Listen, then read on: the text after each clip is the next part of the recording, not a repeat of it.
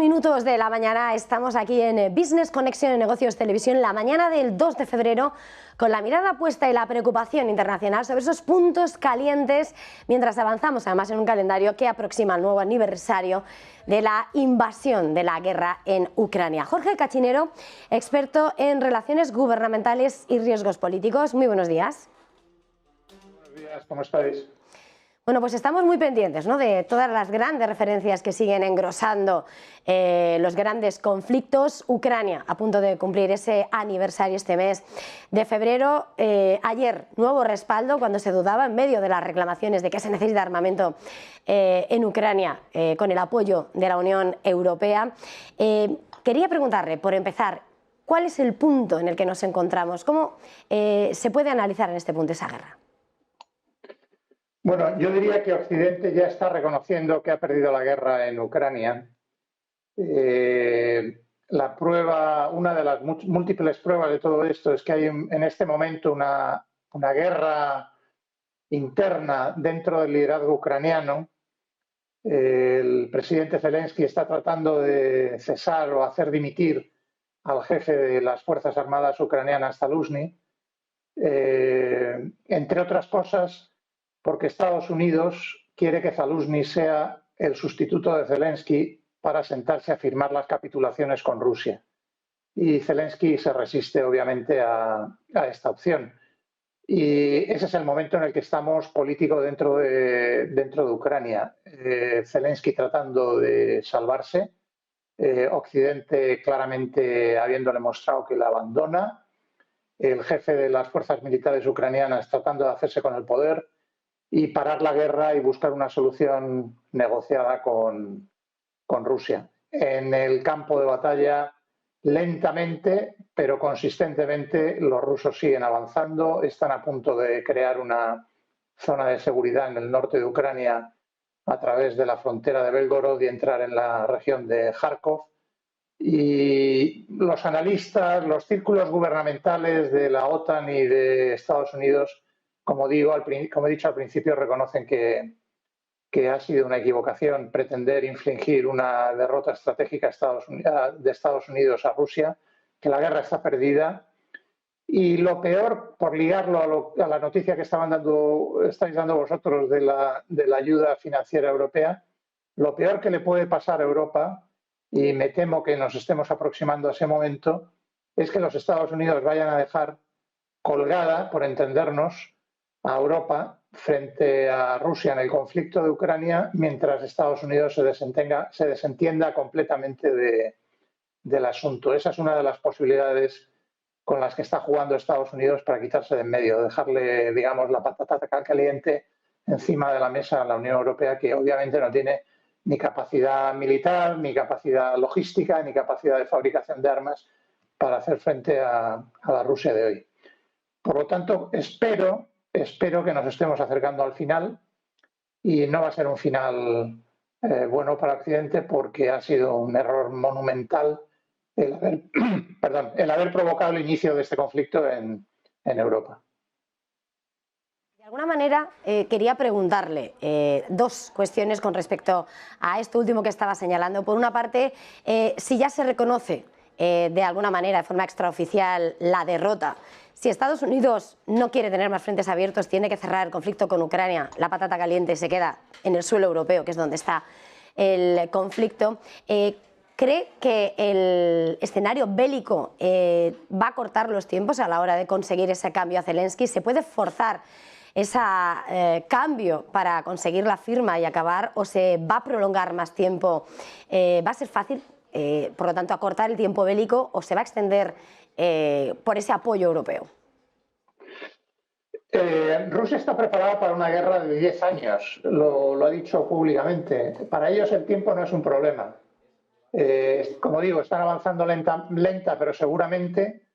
Yo creo que en la resolución del conflicto van a llegar como mínimo hasta el río Dnieper y se van a quedar con las regiones del sur de Odessa y de Nikolaev, es decir, que el Mar Negro va a ser un mar al que no va a tener acceso lo que quede de Ucrania después de la guerra. Pero a Rusia el tiempo no le pone presión. Están dispuestos a tardar 2, 5, 10 años sin ningún problema. La presión del tiempo la tiene Estados Unidos sobre todo, que además está en año electoral, y después del fracaso de Biden en Afganistán, en cómo ejecutó la salida de Afganistán, no puede permitirse otro fracaso en Ucrania y está desesperadamente buscando una forma de lavar la cara y salir de esto sin que parezca que ha sido derrotada, y por eso está intentando forzar que sea el liderazgo ucraniano, bajo el mando de un general que no sea Zelensky, el que ponga fin al conflicto.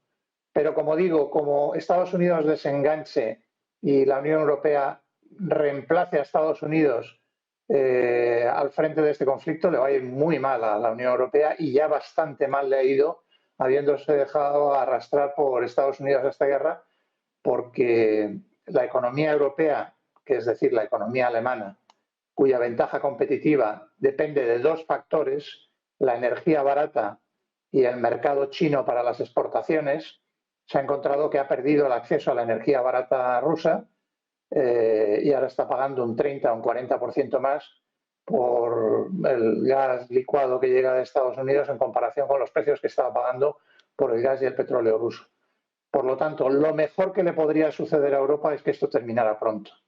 Y espero que busquen una solución pactada con Rusia, porque no puede ser de otra forma, cuanto antes. Si no, lo que viene por delante no va a ser muy agradable. Está diciendo, decía hace un momento, cuando acabe el conflicto, Ucrania no va a tener salida por el Mar Negro. De alguna manera trae a la cabeza lo que eran algunos de esos documentos, informaciones que se iban señalando, como parecía que ya se negociaba una Ucrania repartida para llegar al final del conflicto, recuperando, por supuesto, Rusia parte de esos territorios reclamados.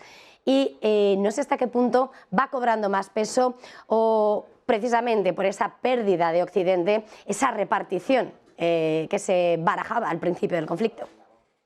Totalmente. Putin lo ha dicho claramente, que Rusia no tiene ningún interés en el oeste de Ucrania y que aceptaría que Polonia, Hungría y Rumania se hicieran con territorios que históricamente han sido de Polonia, de Hungría y de Rumania en el oeste de Kiev. Yo creo que Rusia lo que tiene en la cabeza probablemente del futuro, de lo que va a quedar de Ucrania, va a ser una Ucrania que al este del río Dnieper va a ser territorio ruso, que las regiones del sur, Odessa y Nikolaev, van a ser territorio ruso, que se van a unir a las 4 regiones que en diciembre del año pasado, no del 23 sino del 22, se adhirieron a Rusia.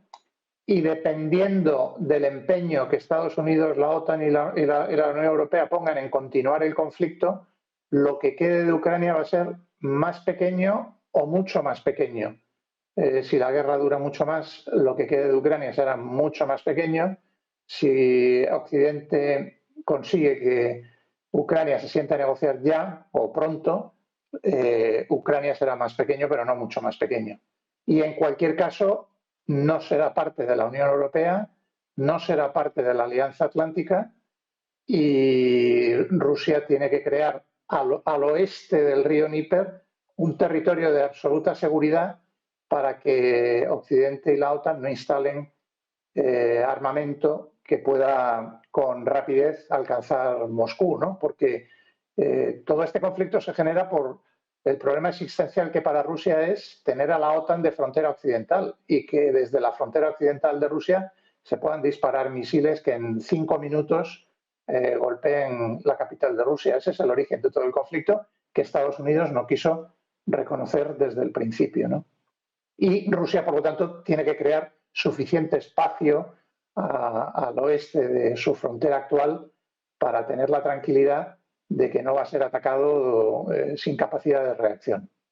Ahí es donde quería mirar de alguna manera, porque estaba señalando cómo Occidente ha perdido la guerra, que Europa pierde, sobre todo porque Alemania, que era la dependiente sobre todo de el éxito de su economía, la energía barata, y de China, con los cambios de la diplomacia internacional que desencadena esta guerra y el negocio energético que llega por parte de Estados Unidos, claro, ganador, las reglas del juego cambian. En ese escenario que está dibujando de alguna manera, quería preguntarle cuál es el escenario, las nuevas fuerzas que van a dividir ese día de que se ponga fin a la guerra.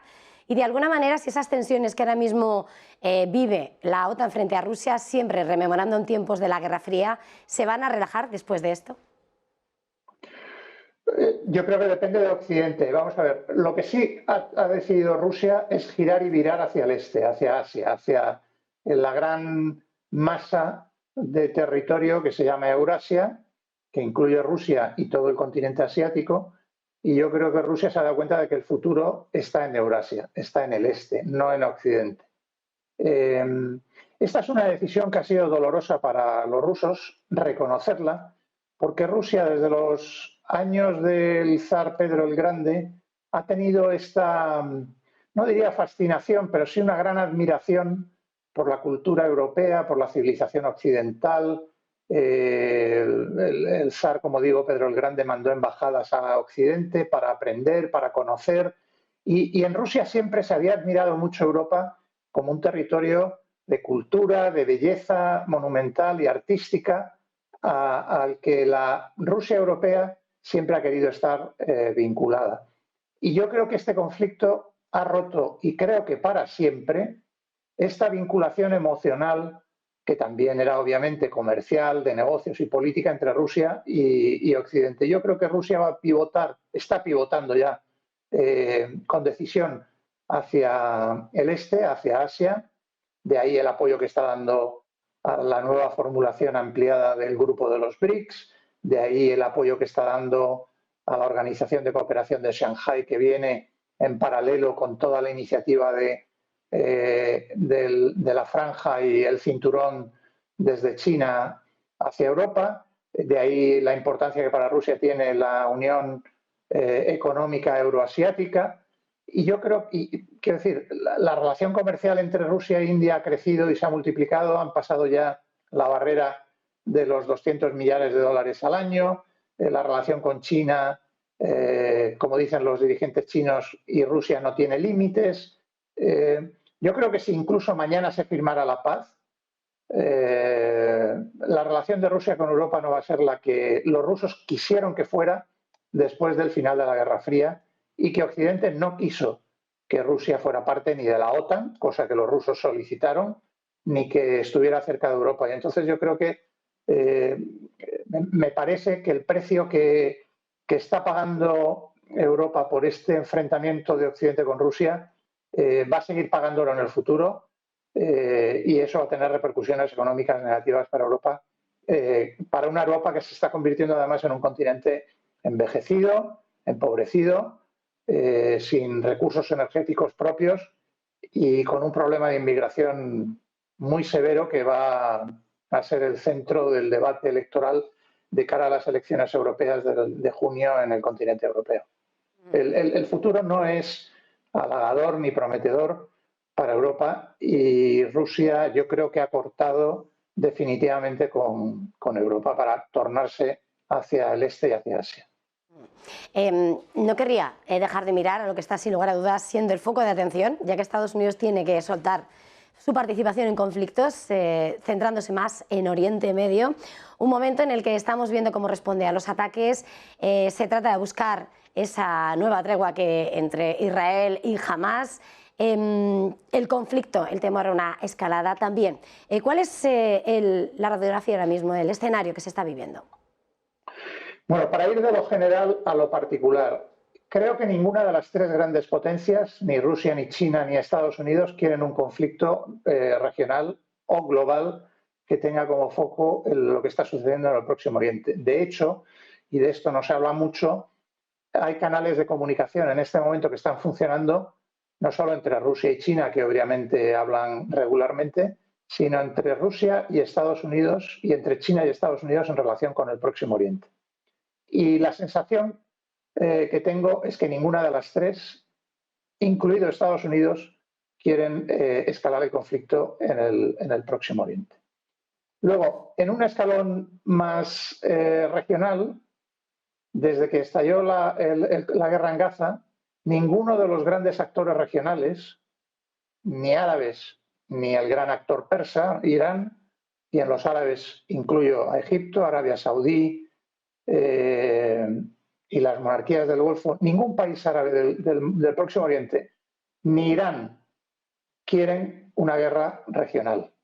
Yo fui muy pesimista en los primeros momentos del conflicto, pensaba que iba a haber probablemente un estallido de una guerra regional, pero esto comenzó el 7 de octubre, estamos a comienzos de febrero y yo creo que ha habido mucha contención por parte de todos los actores regionales, árabes, persas y los globales. Y lo que queda por resolver entonces es, digamos, el conflicto en Gaza, que creo que se está aproximando al final de lo que los israelíes querían con su operación militar. De los 30.000 combatientes que Hamás tenía antes del 7 de octubre en la Franja de Gaza, Israel ha liquidado a 10.000, hay otros 10.000 que están heridos y fuera de combate, e Israel ha detenido a 2.500. Prácticamente el 70-75% de la fuerza militar de Hamás está desmantelada y además los 24 batallones en los que Hamás estaba organizado están desconectados, ya no funcionan como una fuerza militar organizada. Sí es cierto que hay todavía resistencia, pero más guerrillera que militar. Y entonces donde estamos ahora es en la necesidad de salir del conflicto y para ello, en las últimas semanas en París, Israel, con la ayuda de Estados Unidos y de Egipto, ha estado hablando con Qatar, que es la gran potencia valedora y financiera de Hamás, una solución a través de una tregua o un cese de hostilidades nuevo que permita que Hamás libere a los 135 rehenes israelíes que quedan que sepamos, en su poder. Y Israel ha hecho una propuesta en 3 fases para la liberación de estos 135, empezando por los civiles, continuando en los primeros 40 días, continuando por los soldados en el segundo periodo de 40 días y finalmente por la entrega de todos los cuerpos o cadáveres de rehenes israelíes que estén sin vida en poder de Hamás. El problema que hay aquí es doble. Por una parte, Hamás exige que esta tregua sea permanente, es decir, que el conflicto termine ya y las fuerzas militares israelíes abandonen la Franja de Gaza y el gobierno israelí ha dicho por activa y por pasiva que hasta que no termine la operación no se va a marchar de la Franja de Gaza, para lo que yo creo que quedan algunas semanas, yo diría 2 o 3 semanas de febrero.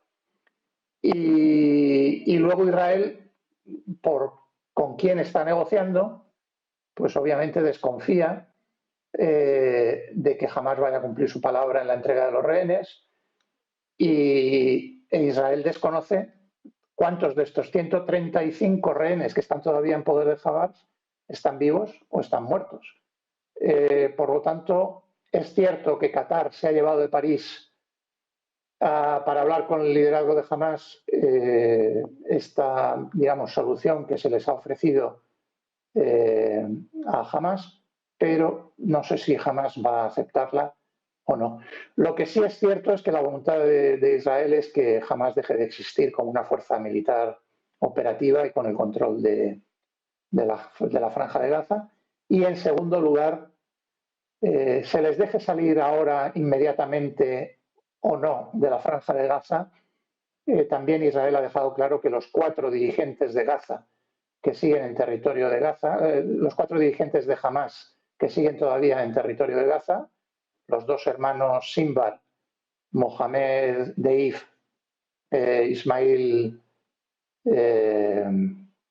Isa, Deif y los 2 Sinbar, va a ocurrir como lo que ocurrió en los años 70 y posteriores con el comando del grupo terrorista palestino de Septiembre Negro que atacó la Villa Olímpica durante los Juegos Olímpicos y secuestró y mató a 11 atletas israelíes. Israel va a tomarse todo el tiempo que haga falta, hoy, mañana, pasado, dentro de 10 años o 50, para acabar con estos 4 dirigentes de Hamás. No creo que su suerte está echada.